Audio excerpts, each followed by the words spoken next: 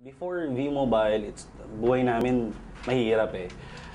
Galing naman po kasi kami sa pamilyang hindi ganun kayaman, hindi rin kami mahirap. Pero dumating kami sa point na challenge kami financially, it's because ang family ko hindi na rin kami kayang supportan to pag-aaral, kumbaga. Dumating sa point na kailangan pang mangutang ang parents ko for us to mapag-aral lang kami. This time, talaga grabe. Ang V-Mobile, it's so amazing. It's a blessing galing ito talaga sa Lord. It's because yung V-Mobile na nagbago ng buhay ko.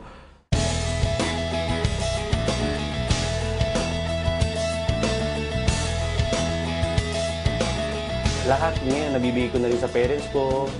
Right now, nabigyan niya rin ako ng opportunity magkaroon ng 3 kotse. Right now, I have my own penthouse sa the fort. It's really a blessings kasi akala ko dati mahirap ang buhay eh. Ngayon, I can see, because of V-Mobile, anything is possible talaga. Just believe. Kasi alam naman natin, anything is possible with us. Kasi lahat yan binigay na sa atin ng Diyos. It's just that, kailangan naman talaga natin maniwala na anything is possible. Basta tayo naniwala, determined tayo sa isang bagay.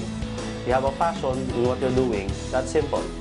For those who believe nga, you can get everything. V-Mobile, I'm very thankful kasi ikaw yung naging daan para magbago ang buhay ko. Not only me, but also my family.